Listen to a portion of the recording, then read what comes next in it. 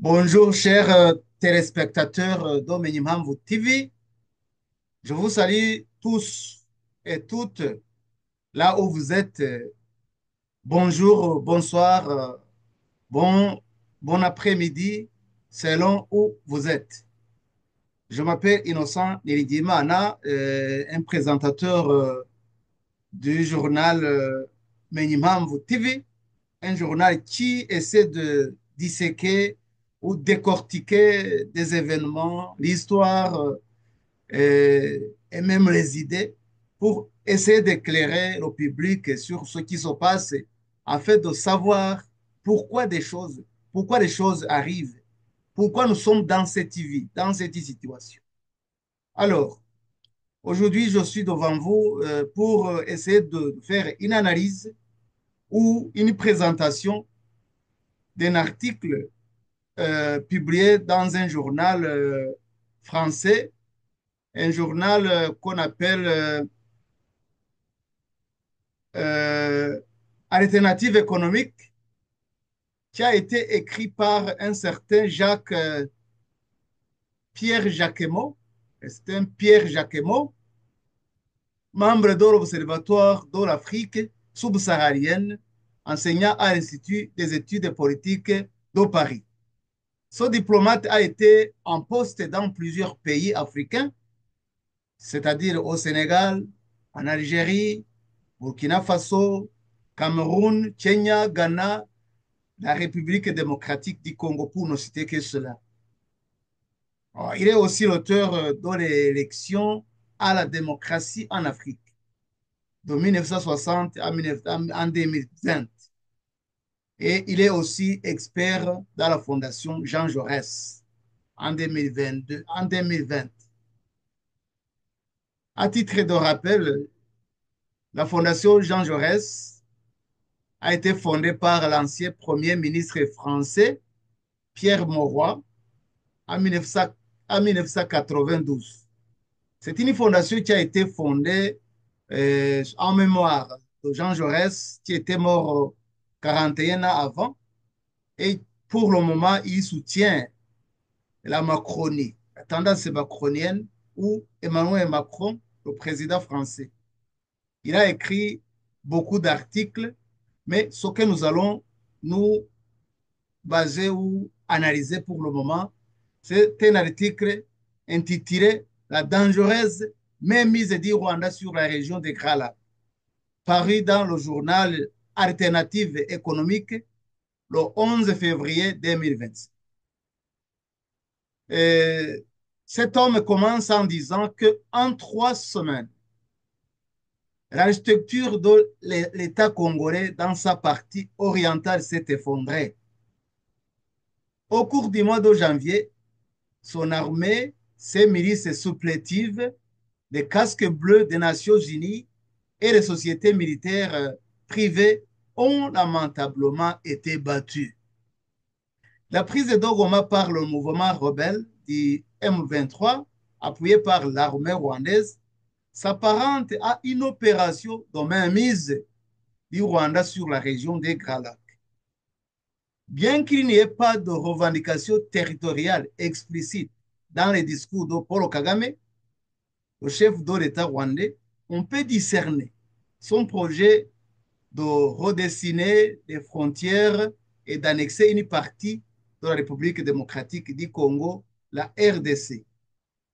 L'intervention des troupes rwandaises dans le Kivu, les deux Kivu, c'est une région de l'Est de la RDC, n'est pas nouvelle à Goma.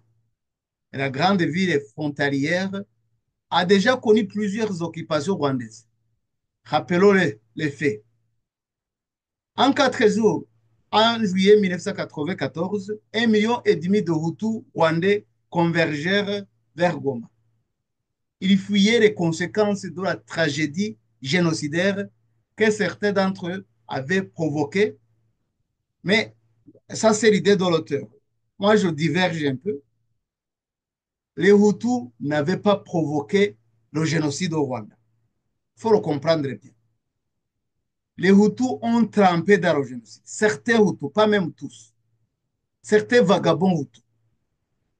Le génocide a été provoqué par l'attentat contre l'avion du président Habyarimana commis par le FPR Montagny dirigé par Kagame. Ça, c'est un fait connu de tout le monde. Et vous vous souvenez des enquêtes menées par le juge Bourguière, Jean-Louis Bourguière, qui avait conclu au mandat d'arrêt à Kagame, à sa clique. Mais cette version, je voudrais aller de côté parce que ce n'était pas une version réelle, conforme à ce qui a été, ce qui s'est passé. Parce que j'étais là, je ne peux pas mentir. On n'a pas provoqué le génocide. Les Hutus n'ont pas provoqué le génocide, même pas même les Hutus, parce que c'est une généralisation hâtive. So, je peux continuer.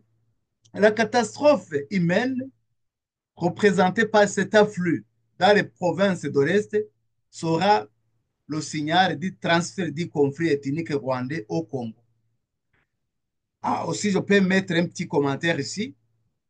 Au Congo, il n'y a jamais de conflits ethniques au vrai sens du terme, mais il y a été et il est actuellement une manipulation ethnique de visée hégémonique, de visée euh, économique. Mais l'identité ethnique dans cette partie n'est pas de tendance à créer des conflits plutôt, parce que au Congo, il y a plus de 450 ethnies ou tribus. Là, il est difficile d'avoir des conflits entre les tribus parce qu'ils sont nombreux ou les nombreuses. Je peux continuer. Le nouveau pouvoir à Kigali fut très vite convaincu que les camps de réfugiés nés de cette situation étaient sous la coupe des milices Hutus et d'anciens génocidaires. Sous prétexte qu'ils préparaient une invasion et au nom de la défense de l'intégrité territoriale du pays, le gouvernement rwandais occupa la partie orientale d'Isaïe, qui devint par la suite la République démocratique du Congo. Ça se comprend. Mais derrière son motif militaire se cachait un autre moins avouable, identifié notamment dans les rapports de l'ONU de l'époque. Le dessein de Kigali était de profiter du chaos ambiant pour faire main basse sur une partie des richesses du grand voisin. Ça, c'est connu.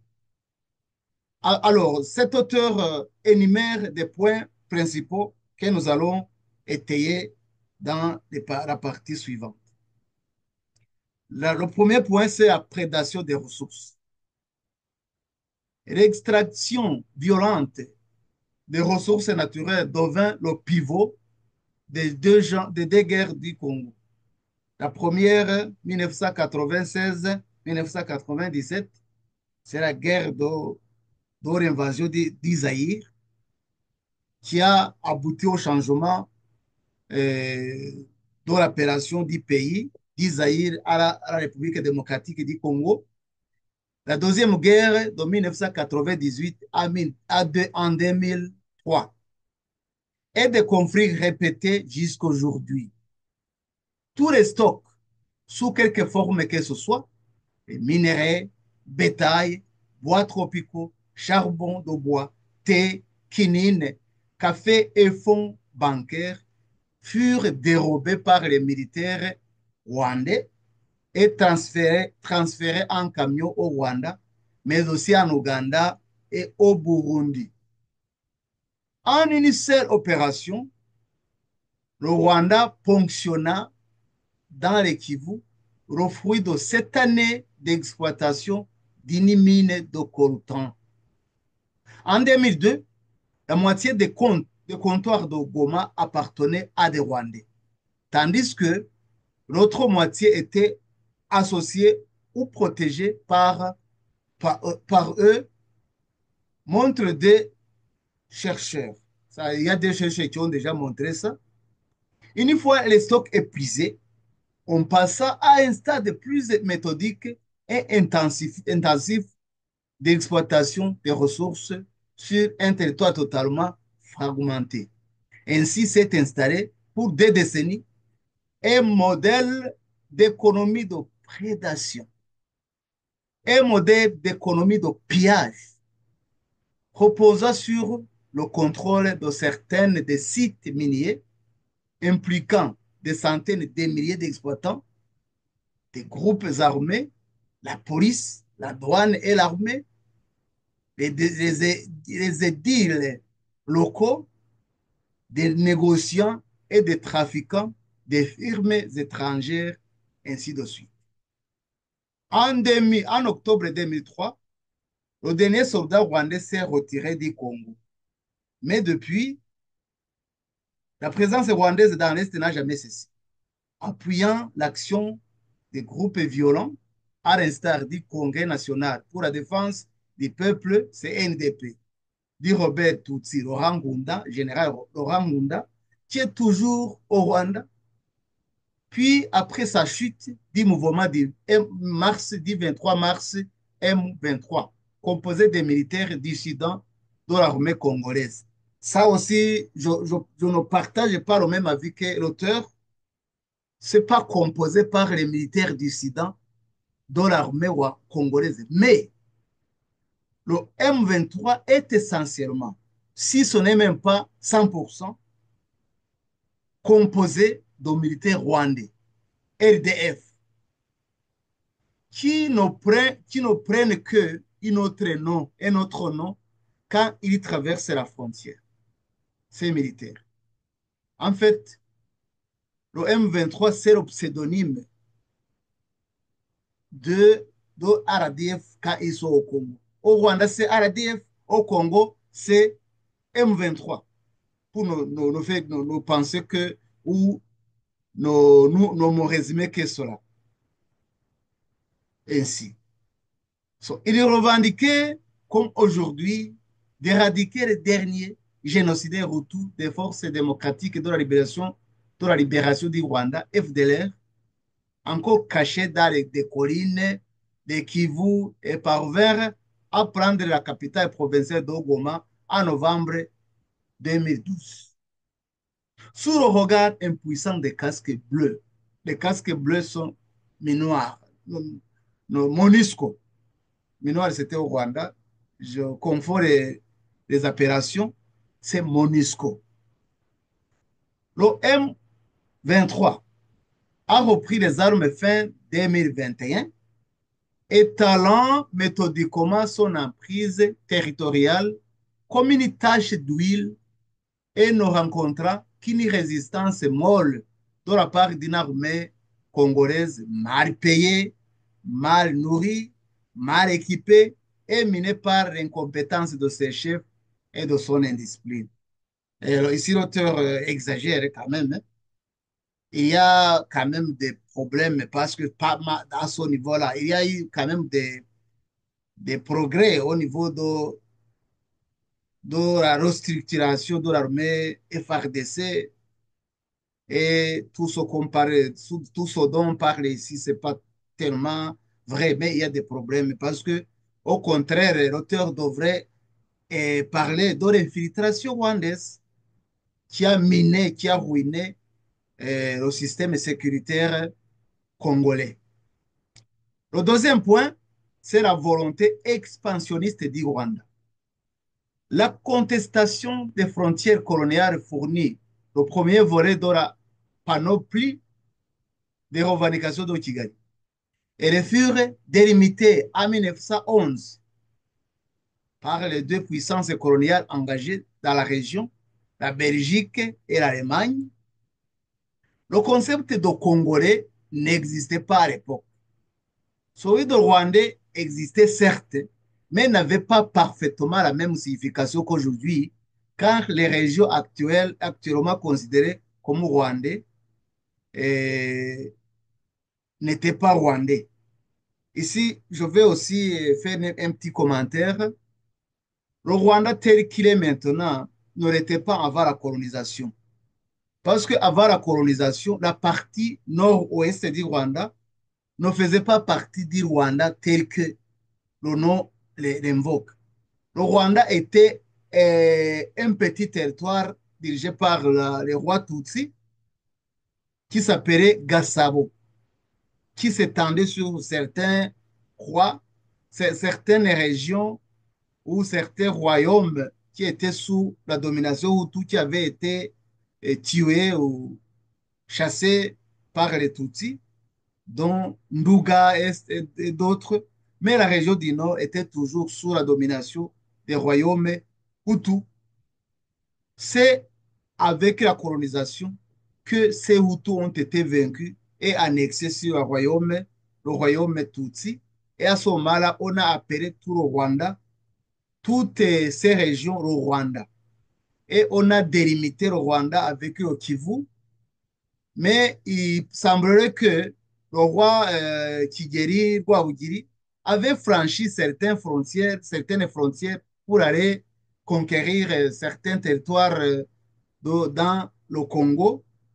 Et, et évidemment, il est mort sur le champ de bataille au Congo quand il se battait à rire et jouit pour s'accaparer des terres des Bachis. Ça, c'est une histoire qu'on ne peut pas dénier. Alors, c'est ça, c'est dire que le Rwanda n'a jamais eu de territoire au Congo. Jamais. Parce que le Rwanda n'existait pas tel qu'il est maintenant. So, je vais continuer. Invoquer la langue du Rwanda comme fondatrice de cette identité ne tient guère. Tous les locuteurs du Kinyarwanda n'ont pas toujours été inclus dans le royaume rwandais. Oui, évidemment. De même, toutes les personnes liées ou incluses dans ce royaume n'étaient pas toutes de culture rwandaise. C'est ce que je disais. Quoi qu'il en soit, se battre à présent pour savoir qui appartient à quel territoire en projetant des identités contemporaines dans le passé, avant que les frontières ne soient délimitées, n'a guère de sens. D'accord avec l'auteur. Comme l'explique l'historien Gillian Mathis, ce que ces identités signifient aujourd'hui est, au moins pour partie, un produit de ces frontières et non l'inverse. Oui.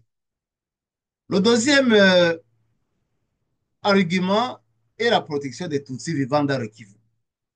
Les communautés rwandophones y sont nombreuses et parfois depuis longtemps.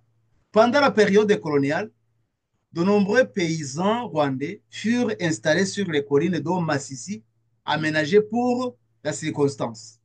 Au moins 25 000 déplacés entre 1933 et 1945 et 60 000 entre 1949 et 1955.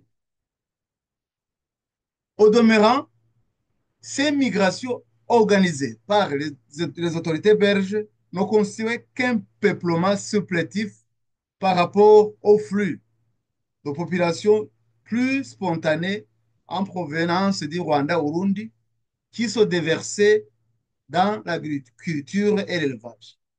Aussi, l'administration coloniale estimait-elle déjà en 1955 à plus de 170 000 le nombre de Rwandais au Congo. C'était ainsi installé au sud Kivu la communauté rwandophone de Banyamulenge, littéralement ceux qui viennent d'Omulenge, un affluent de Ruzizi. Après l'indépendance du Congo en 1960, chaque crise politique dans les pays voisins, le Rwanda et le Burundi, s'est traduite par une nouvelle vague de réfugiés, concurrents d'autant plus indésirables que les espaces de la culture étaient exigus.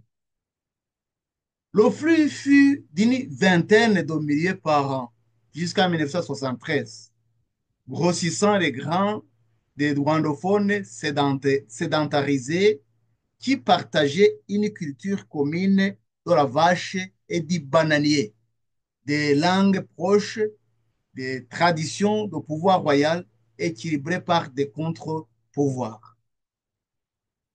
Le troisième point, c'est l'escalade de la violence. Le débat sur la nationalité et l'identité qui nourrit sans cesse le climat venimeux qui règnent dans les Grands Lacs datent des indépendances.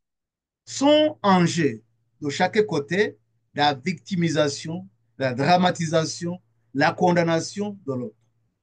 Dans des récits, des déclarations, des pétitions, des infox, des mémorandums adressés aux autorités ne cessent d'augmenter. Ce climat est régulièrement attisé par l'évocation du pseudo-projet de création de la République des volcans, hein, basé sur le mythe d'un Tutsiland, regroupant tous les nilotiques de la région, voire rêvant de construire un empire Tutsi-Hima, ce qu'on appelle en anglais Hima Empire, Tutsi-Hima Empire, s'étendant d'Ouganda au Rwanda, au Burundi et à la RDC. Mais on parle souvent de la Tanzanie, et si on n'abuse pas le terme, et parfois du Kenya et du Sud-Soudan. Son mythe erroné régulièrement avec le projet d'une reconfiguration des frontières et le déplacement consécutif de la population. On comprend aisément qu'une telle idée soulève des violences de la part des vrais autochtones de Kivu, Houndé, Nande, Nyanga, etc., pour que, pour qui l'identité congolaise n'est pas négociable. Et le conflit entre allochtones eux-mêmes, Hutus contre les Tutsis, ne s'estomperait pas pour autant. L'escalade de la violence dit M23 depuis fin 2021 dans le territoire d'Oruchuru, d'Omasisi, d'Onyiragongo, alimenté par les tensions entre les Tutsis congolais et les autres communautés, a revigoré les surenchères sur l'ethnicité parmi les politiciens et leurs partisans. Des récits qui ont des impacts pervers. Le clivage ethnique exacerbe la violence. De toutes les façons, si je fais un petit commentaire, ici, il est inutile d'évoquer un problème ethnique au Congo. Comme je le disais dans mes propos précédents, le Congo a plus de 450 tribus. Et ce qui est curieux, c'est que même les Yanyamulenge et même les Tutsis du Nord Kivu figurent dans l'appareil administratif congolais. Il y a des ministres, il y a des administrateurs. Et comment on peut dire qu'il y a une revendication ethnique alors que certains, ou pas beaucoup, et même beaucoup, sont dans l'armée et d'autres sont incorporés dans les services nationaux de grande importance. Il faut bien sûr dire à titre d'exemple que même le commandant de la troisième zone de défense, c'est un Tutsi Munyamurenge, le lieutenant général Pacifique Massunzu, qui dirige pour le moment les opérations contre l'envahisseur. Bon, je vais continuer. Depuis les travaux de Claudine Vidal et Jean-Pierre Chrétien, on sait pourtant que l'éthinisme n'a aucune existence objective dans ces pays. C'est tout à fait vrai. Elle reposerait plutôt sur des constructions racialisées, pseudo-scientifiques, coloniales, qui ont établi des catégories dichotomiques. Or, l'éthinisme militant est devenu un thème central des mandats politiques idéologisés et intériorisés par les Rwandais comme par des Congolais une fois devenus indépendants. Ça, il faut un peu expliquer. L'auteur voulait dire que en réalité, les Hutus et Tutsis n'existaient pas. Non, non. Les Hutus et Tutsis existaient. Mais la tendance était plutôt classée entre les classes sociales plutôt que des tribus, les races. Le clan Tutsi voulait dominer sur les Hutus et les réduire aux esclaves. Le système féodal et monarchique rwandais a fait que les Tutsis soient des esclaves, des Tutsis élites. Et parmi les Tutsis aussi, il y avait des esclaves. Et ça se comprend, mais pas beaucoup. Alors, quand, à l'avènement des colonisateurs, ils ont trouvé ça ainsi. Alors, ils ont pris ceux qui étaient au pouvoir pour collaborer avec eux et toujours marginaliser une classe qui était inférieure. C'est ce c'est ce que l'auteur voudrait expliquer. Mais en réalité, tout ça auto-existait et existait dans une indépendance féodale, dans une relation de féodalité. L'esclave et le maître.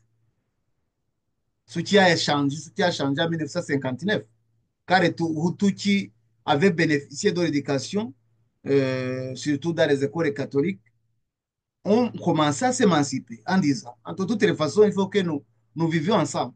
Ils ont entamé une voie de révolution pour avoir les mêmes balances de droit. Parce que selon les Tutsis dans les mentalités, Tutsi élite, je dis bien, le Hutu n'est pas né pour gouverner. Il est né pour être gouverné. C'est vraiment inadmissible au Hutu de gouverner. C'est pourquoi même les Tutsis au Rwanda n'ont pas l'idée de démocratie, n'ont pas l'idée de dialogue.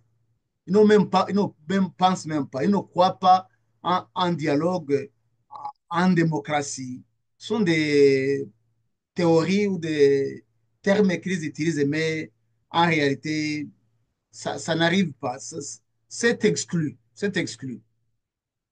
Je vais continuer. Le Rwanda considère l'Est de la République démocratique du Congo à la fois comme une menace existentielle et une manne économique. Une menace existentielle, ça c'est vraiment, c'est la Libye, c'est l'Utopie, c'est la Libye, c'est un prétexte. Considérant les nombreux groupes armés à sa frontière comme une source d'insécurité, et jugeant Kigali, non, et jugeant Kinshasa, incapable de gouverner la région, les élites rwandaises évoquent ouvertement l'idée d'en faire une zone temple. Voilà, cette région Kivu Sud-Nord, le Rwanda voudrait en faire une zone tampon. Nous allons avoir aussi, dans les paragraphes qui suivent, une autre notion très importante que nous allons un peu développer dans les autres émissions que nous aurons. Donc, le Rwanda voudrait gérer par cette région que cette zone soit une zone tampon gérée par un groupe armé qui lui serait lié comme au M23 aujourd'hui, en formant diverses coalitions avec d'autres groupes et qui assurerait l'administration locale.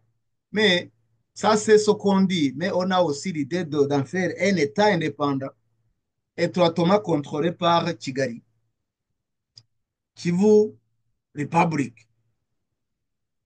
L'argument cache la volonté du Rwanda de poursuivre la prédation minière, c'est de sécuriser l'approvisionnement à partir des sites de la RDC en minerais de tantal, d'étain, de tungstène et d'or. Alors que le pays ne possède pratiquement aucune ressource minérale nationale. Bah, ça, c'est aussi exagéré. On ne peut pas manquer de sources minérales mais en quantité minime, mais ça existe. Un rapport des experts d'Oroni de décembre 2024 a révélé que le M23 organise l'acheminement d'environ 120 tonnes de coltan par mois vers le Rwanda. Cet empire sur les filières euh, d'approvisionnement en minerais se poursuit. Début février en 2025, le M23 et les troupes rwandaises se sont emparés d'Onyabibwe, à environ 100 km de Bukavu, une ville dont l'économie repose sur l'activité de trois coopératives artisanales de coltan et de cassiterie. Mais si le Rwanda cherche ainsi à préserver sa rente minière bien établie depuis les guerres du Congo post-génocide, il risque de perdre sa rente compensationnelle. C'est fondée sur la culpabilisation des pays occidentaux pour n'avoir pas mis fin au génocide de 1994 dont furent victimes les Tutsis. Ça, je vais un peu insinuer. Ici, il y a un autre terme rente compensationnelle. Le Congo, cette partie, l'exploitation minière, la même mise sur cette partie, c'est en fait une rente compensationnelle que, entre guillemets, la communauté internationale qui se culpabilise de n'avoir rien fait durant le génocide en 1994 a laissé les yeux fermés pour que le Rwanda ne brandisse toujours de cette théorie de l'inaction de la communauté internationale. Mais en réalité, ce n'est pas vrai.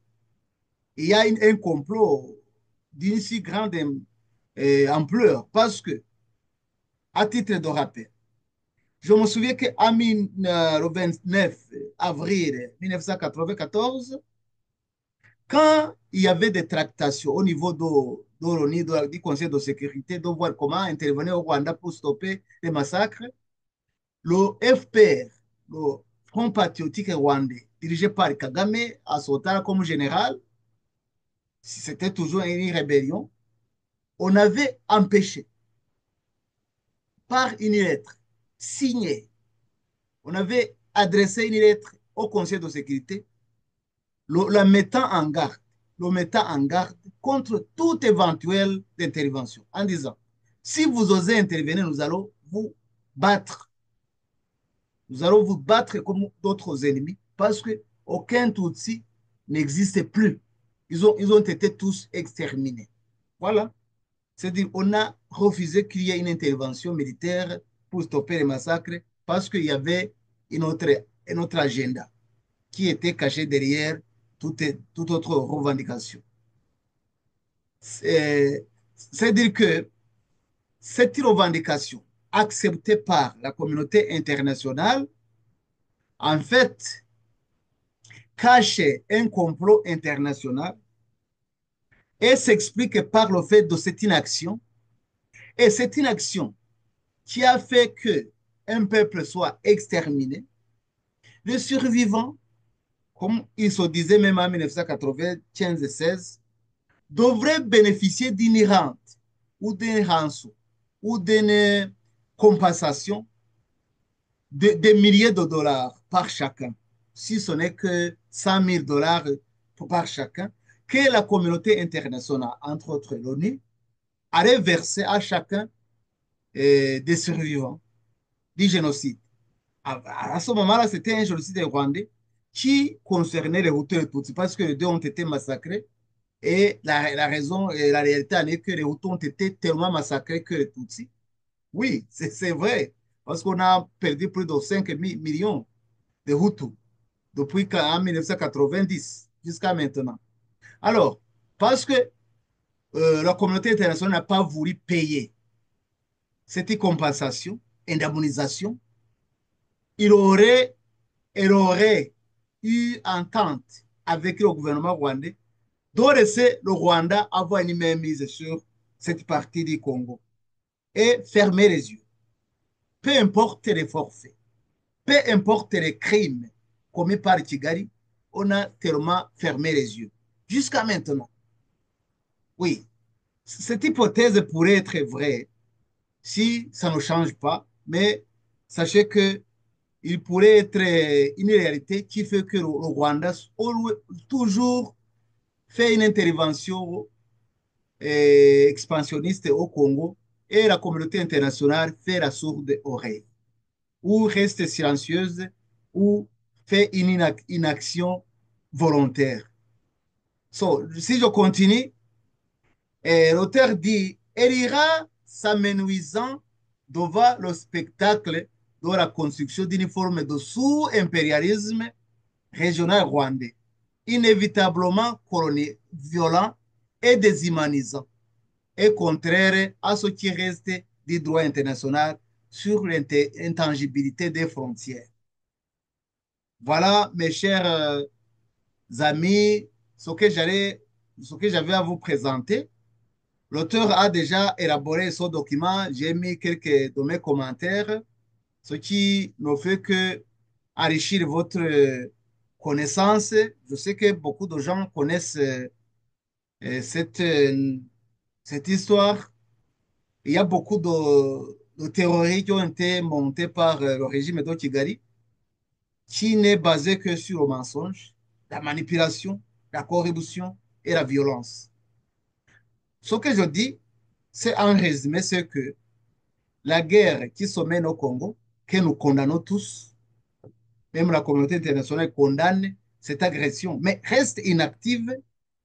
Ce qui est curieux, c'est que le peuple bantou de l'Afrique, les panafricains de toutes les régions, devraient s'unir pour faire face à cette guerre qui va ouvrir, si le peuple reste inactif, à une nouvelle colonisation. Parce que cette guerre, c'est une guerre de proxy, une guerre menée par les puissances qui veulent rivaliser au Congo pour prendre des minéraux, pas volontairement, et sans payer. Ce sont des minéraux de la prédation, comme l'auteur a utilisé le terme. Bon, je vais me résumer et vous dire que soyez bénis et abonnez-vous à cette chaîne. Je vais souvent vous présenter certains articles et faire des petits commentaires parce qu'il faut que tout le monde sache que euh, la guerre qui nous guette, qui guette les Bantous, qui guette la région des Grands Lacs, ce n'est pas une guerre qui pourrait se limiter là-bas. C'est une guerre qui pourrait s'étendre sur toute la région au Cameroun et ainsi de suite. Je vous souhaite bonne journée. Merci beaucoup et à bientôt.